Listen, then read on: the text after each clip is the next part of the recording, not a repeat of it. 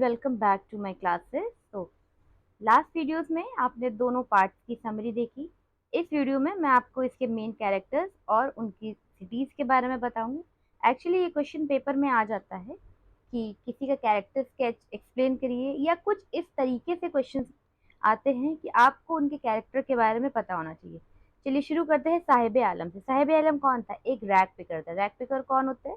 जो गार्बेज में से कुछ कुछ चुनते हैं और उनको सेल करके अर्न करते हैं। अच्छा, वो अपनी फैमिली के साथ बांग्लादेश में रहता था और वहां पे काफी स्ट्रॉन्ग विंड्स आई थी जिससे उसका घर पूरा बर्बाद हो गया था। इस वजह से उसे सीमापुरी के स्लम एरिया में सेटल होना पड़ा, और यही वो वजह थी जिसने उसे एक रैग पिकर बनने पे मजबूर किया। इसका पूरा नाम साहिब आलम था, लेकिन अपने नाम के ऑपोजिट था ये। एक्चुअली साहिब आलम की मीनिंग होती है Lord of the universe. Lord of the universe. लेकिन ये क्या करता था? ये रैग पिकिंग का काम करता था। हर एक लग्जरी से, हर एक फैसिलिटी से, इवन एजुकेशन और फुल मील से भी ये दूर था। इसके पास शूज तक नहीं थे। ये चाहता तो था कि मुझे शूज मिले, लेकिन नहीं थे। तो हुआ ये था कि किसी ने इसे किसी शूज दिए होंगे जो काफी डिस्कलर्ड शूज थे, उसमें एक होल था, बट फिर भी इसने अपनी सर्कमस्टेंसेस से कॉम्प्रोमाइज किया और उन्हें एक्सेप्ट किया। एक्चुअली अगर उसकी जगह आप या हम होते या कोई भी दूसरा बच्चा होता तो वो उस तरीके के शूज शायद ना पहनता। लेकिन क्योंकि उसने ये सोचा कि बेयरफुट रहने से अच्छा है कम से कम कुछ तो हो पैरों में, तो वो चीजों से कॉम्प्रोमाइज करना जानता था। गेम्स का उसे बहुत शौक था। नॉर्मल बच्चों की तरह साहिब आलम को भी गेम्स बहुत पसंद थे, बट पॉवर्टी स्ट्रिकन सोसाइटी से था। जिन बच्चों को कुछ भी ना मिल पाए तो गेम्स कहाँ से मिलेंगे, तो उनको गेम्स नहीं मिल पाते थे। हाँ, लेकिन उसकी कोशिश जरूर रहती थी कि वो गेम्स को खेले। तो क्या करता था, गेम्स क्लब के गेट के बाहर वो जाता था, और जैसे ही देखता था कि लोग वहां से निकल गए हैं तो वहां पे जो गार्ड होता था उनको रिक्वेस्ट करता था, और देन वो गार्ड उसे अंदर जाने देता था और फिर वहां पे वो थोड़ा बहुत इंजॉय कर लेता था। हार्ड वर्किंग बहुत था। हार्ड वर्किंग आप कह सकते हैं। जब वो एक केयरफ्री बच्चा था, केयरफ्री मीन्स कि हर चिंता से मुक्त। ठीक है, अभी आप अगर अपनी लाइफ में है, अगर स्टूडेंट लाइफ में है, तो आप अभी केयरफ्री है। आपको अर्निंग की कोई चिंता नहीं है, आपको फैमिली की इतनी कोई टेंशन नहीं है। तो केयरफ्री तो रहता था, लेकिन उसके साथ साथ एक हार्ड वर्किंग भी था। वो सुबह सुबह जल्दी उठ के जाता था गार्बेज में से कुछ चीजें ढूंढने के, कहीं ऐसा ना हो कि उनसे पहले कोई आ जाए और वो चीजें उससे ले जाए। पुअर होने के बाद भी अपनी लाइफ से वो कंटेंटेड था, खुश था, मीन्स कि हैप्पी था, सेटिस्फाइड था। आप हैप्पी नहीं कह सकते, बट हाँ फिर भी वो सेटिस्फाइड था। अगर हम उसके कैरेक्टर की बात करें तो एक चाइल्ड लेबर था।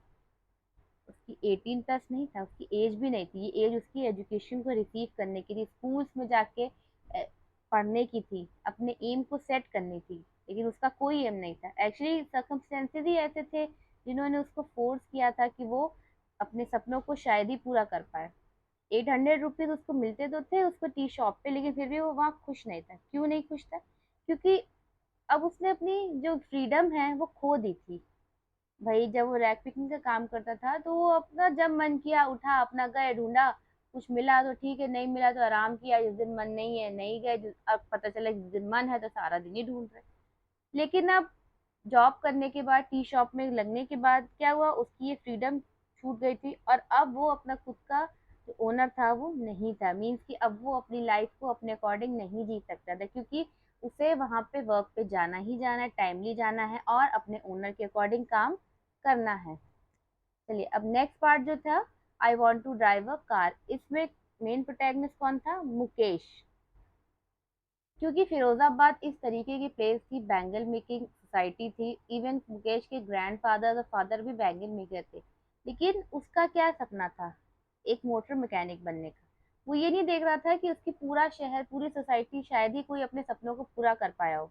लेकिन फिर भी ये देखते हुए वो निराश नहीं हुआ, वो एक ऑप्टिमिस्टिक था। वो चाहता था कि वो खुद का स्वामी बने, खुद का मास्टर बने, मतलब कि वो किसी के अंडर काम नहीं करना चाहता था। ठीक है, उसका हाउस इस तरीके की स्टिंकिंग लेन में था, गंदे से एरिया में था, आप जिसे स्लम एरिया भी कह सकते हैं, वहां पे था। बट फिर भी उसे किसी तरीके की हेजिटेशन नहीं हुई ऑथरस को अपना घर दिखाने के लिए। बैंगल करता था, उसकी फैमिली जो थी बैंगल बनाती थी। मैंने बताया ना, लिवलीहुड के लिए बैंगल बनाती थी। उसके ग्रैंडफादर भी अपनी आईसाइट खो चुके थे, लेकिन इतना सब कुछ होने के बाद भी अपने एम को पाने के लिए ये बच्चा काफ़ी डिटरमाइन था। और उसकी डिटर्मिनेशन इस बात से समझी जा सकती है कि अगर उसे कार सीखने के लिए गैराज में काफ़ी लंबा डिस्टेंस भी पूरा करना पड़े, तब भी वो रेडी था। उसे ये चीज़ परेशान नहीं कर रही थी। चलिए, अब कैरेक्टर स्केच के बाद देखते हैं सीमापुरी की और फिरोजाबाद की कंडीशन। तो शुरुआत करते हैं सीमापुरी की, स्लम एरिया से। स्लम एरिया क्या होता है? जो बहुत ही गंदी सी सोसाइटी होती है, full of garbage, complete of pollution, है ना।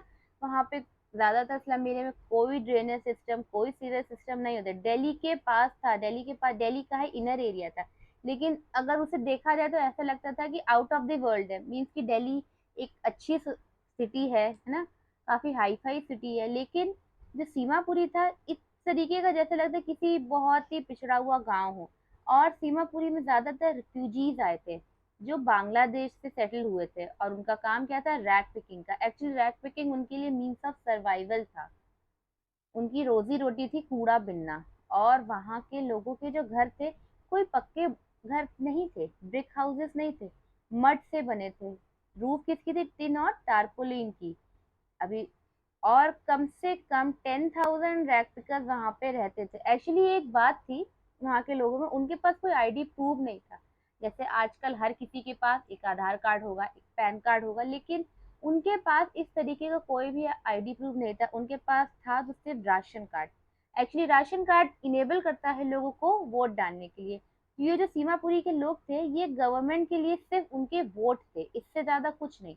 क्योंकि गवर्नमेंट ने शायद ही उनके लिए कुछ किया हो, इवन उनके खाने या उनके बच्चों की एजुकेशन के लिए भी कुछ नहीं किया था। हाँ, लेकिन जब वोटिंग का टाइम आता था तो वो गवर्नमेंट की इस तरीके के लोगों के पास जाती थी, उनसे वादे करती थी, लेकिन शायद ही कभी उन्होंने पूरे किए हो। तो यही कंडीशन थी सीमापुरी के लोगों की। उनके पास राशन कार्ड था वोटिंग के लिए कि वो वोट कर पाए। एक्चुअली राशन कार्ड के बेनिफिट सीमापुरी के लोगों को भी था और गवर्नमेंट को भी था। उनको वोट मिल जाते थे और उनको राशन कार्ड की वजह से खाना मिल जाता था। उनके लिए खाना जरूरी था जीवन जीने के लिए। उनकी कंडीशन ये थी कि अगर उन्हें लगे कि हाँ उनको वहां खाना मिल रहा है, तो वो अपना शायद ही घर उठाए वहीं पे बच जाए। क्योंकि उनको ये नहीं पता था ना कि उनको आज मिल रहा है कल मिले ना मिले, तो वो सोचते थे कि हाँ अगर मिल रहा है मुझे किसी भी कंडीशन में, चलो कोई बात नहीं, चलो कम से कम हमारे बच्चों को भूखे पेट तो नहीं सोना पड़ेगा। इस तरीके के लोगों की वहाँ की लाइफस्टाइल थी। अगर वहाँ के लोगों को गार्बेज में सिक्के मिल जाते थे, कॉइन्स मिल जाते थे, तो जो बच्चे होते थे उनके लिए वो एक बड़ा ही सरप्राइज कर देने वाली चीज होती थी, क्योंकि शायद ही बच्चों को पैसों की इतनी वैल्यू हो। हाँ, लेकिन जो एल्डर्स होते थे उनके लिए वो गोल्ड था, गोल्ड के समान था पूरा। एक्चुअली गार्बेज उनके लिए गोल्ड था। बड़ों के लिए जो पैसे मिले वो मीन्स ऑफ सर्वाइवल, और बच्चों के लिए वो वंडर था। अब नेक्स्ट आता है फिरोजाबाद। फिरोजाबाद किस लिए फेमस है? बैंगल प्रोडक्शन के लिए। ऑथर यहाँ पे कहती भी है कि यहाँ पे इतने ज्यादा बैंगल बनते हैं कि उन्हें ये देख के ऐसा लगता है कि इंडिया में जितने भी बैंगल्स बन रहे हैं ना, सारा सब कुछ यहीं से बन रहे हैं। इसे फिरोजाबाद को क्या कहा जाता था? Centre of India glass blowing industry. लेकिन इतना कुछ होने के बाद भी वहाँ के लोगों की बहुत ही सफर कर रहे थे लाइफ उनकी। किस तरीके से? जो गलियां थी वहाँ पे गार्बेज से एकदम, सीवेज पाइप से एकदम फिल थे, ड्रेनेज सिस्टम नहीं था, घर किसी के आधे बने हैं, मिट्टी के घर है, घास के घर है, किसी के पूरे भी नहीं बने, दरवाजे ऐसे हिलते डुलते हुए कि बस अभी एक हाथ लगाया और गिर जाए। और सबसे बड़ी बात, वहाँ के लोग एजुकेट बिल्कुल नहीं थे, इलिटरेट पीपल थे।